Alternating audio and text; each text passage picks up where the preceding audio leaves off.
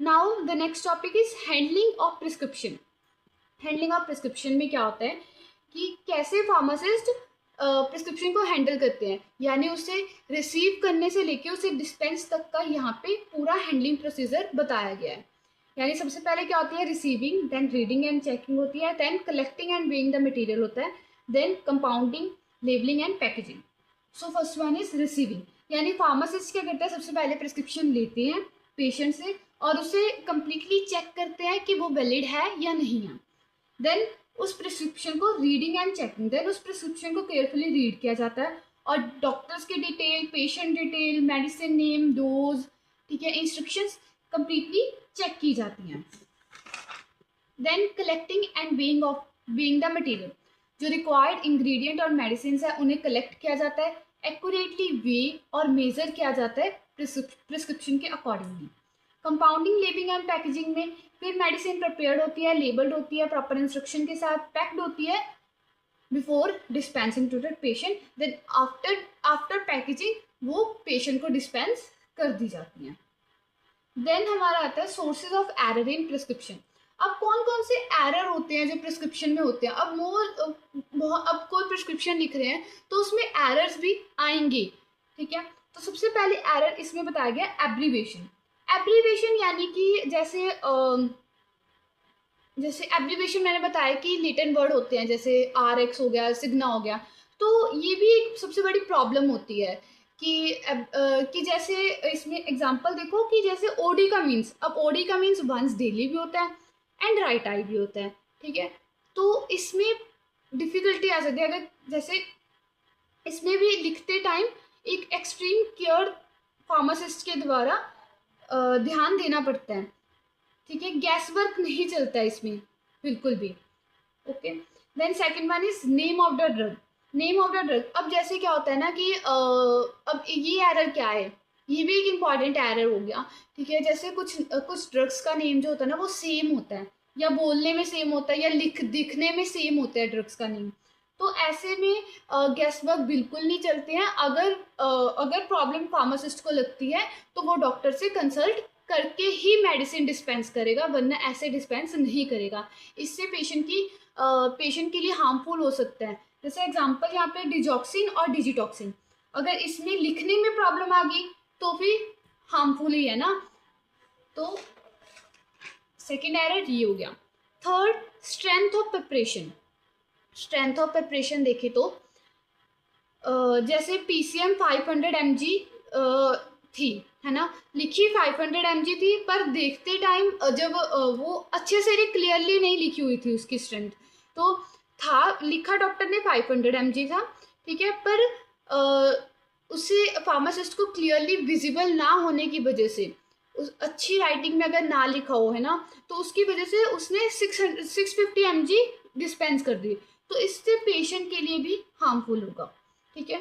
तो मतलब जो प्रिस्क्रिप्शन होती है वो बहुत ही प्रॉपर हैंड राइटिंग में लिखनी चाहिए, ठीक है। अगर अच्छे से नहीं लिखा होगा तो फार्मासिस्ट को पढ़ने में डिफिकल्टी आ सकती है, ठीक है। Fourth one is doses form of the drug. अब कुछ मेडिसिन अवेलेबल होती है, मोर देन 1 डोजेज फॉर्म से ज़्यादा अवेलेबल होते हैं, जैसे कि लिक्विड होगी, टैबलेट्स होगी, कैप्सूल्स, ठीक है। तो अब जैसे लिखा नहीं, अभी किसी किसी प्रिस्क्रिप्शन में पैरासीटामोल लिख दिया, पर उसमें लिखा नहीं कि कौन सी डोजेज फॉर्म में देनी है, टैबलेट में देनी है या सिरप में, तो इसमें भी गड़बड़ हो सकती है, ठीक है। तो प्रॉपरली लिखना भी ज़रूरी है। फिफ्थ सोर्स ऑफ एरर क्या आ गया, डोज।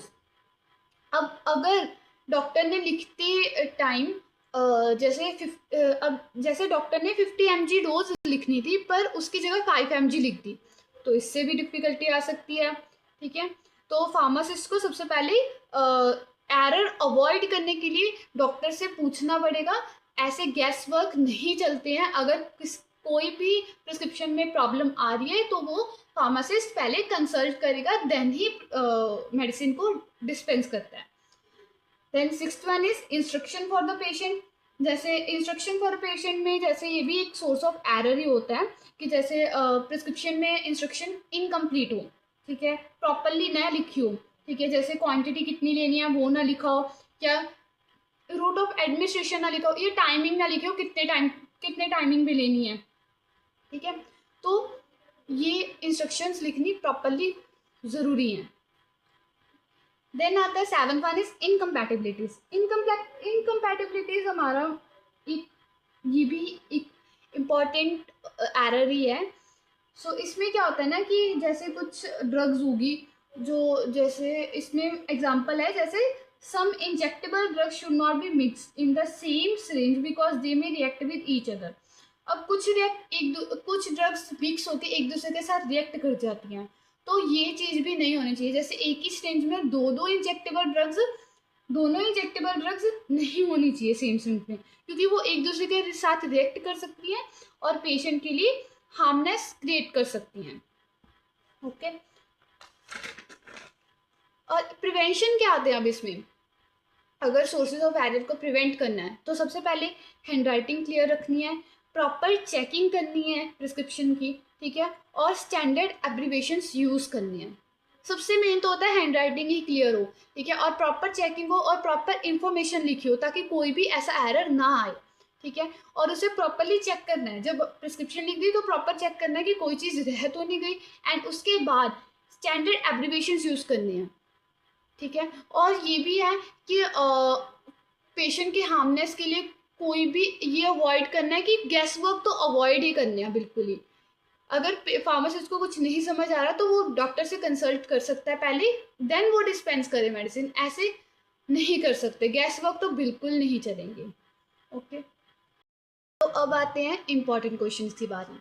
तो जैसे कि मैंने आपको कहा था कि हर वीडियो के एंड में मैं आपको ये भी बताऊंगी कि अगर कोई टॉपिक आपको 2 मार्क्स, 5 मार्क्स या 10 मार्क्स में आता है तो उसे आपको कैसे लिखना है।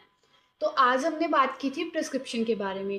प्रिस्क्रिप्शन में हमने प्रिस्क्रिप्शन की डेफिनेशन, उसके parts of prescription, handling and sources of error पढ़े। तो आई होप आपको ये सब समझ आ गया होगा, ठीक है। तो इम्पॉर्टेंट क्वेश्चन की बात करें तो ये है कि 2 मार्क्स में अगर क्वेश्चन पूछा जाता है प्रिस्क्रिप्शन पे तो प्रिस्क्रिप्शन क्या होती है, उसकी डेफिनेशन पूछी जाती है, सुपरस्क्रिप्शन या सिग्नेचर के बारे में पूछा जाता है। तो आपको सिंपली इनकी डेफिनेशन लिखनी है कि प्रिस्क्रिप्शन क्या होती है, उसकी डेफिनेशन लिखनी है कि ओके, और प्रिस्क्रिप्शन की डेफिनेशन लिखनी है, ठीक है। अगर सुपरस्क्रिप्शन की डेफिनेशन पूछी गई हो तो सुपरस्क्रिप्शन की डेफिनेशन के बाद उसको इसका एक एग्जाम्पल दे देना है। सिग्नेचर में भी उसकी एक डेफिनेशन सिंपल सी और एग्जाम्पल। तो definition plus example is enough for the 2 marks question. Okay, then in 5 marks आपको 5 मार्क्स में एक ही क्वेश्चन पूछा जाता है, मेनली जो पेपर में पूछा जाता है एग्जाम में, एक्सप्लेन पार्ट्स ऑफ प्रिस्क्रिप्शन। तो पार्ट्स ऑफ प्रिस्क्रिप्शन में आपको प्रॉपरली पूरे पार्ट एक्सप्लेन करने होंगे जैसे जैसे मैंने आपको वीडियो में बताए हैं, प्लस विद एग्जाम्पल देने पड़ेंगे इनको, ठीक है। एग्जाम्पल के बिना कोई भी पार्ट नहीं सही लगेगा, तो एग्जाम्पल मस्ट है, ठीक है।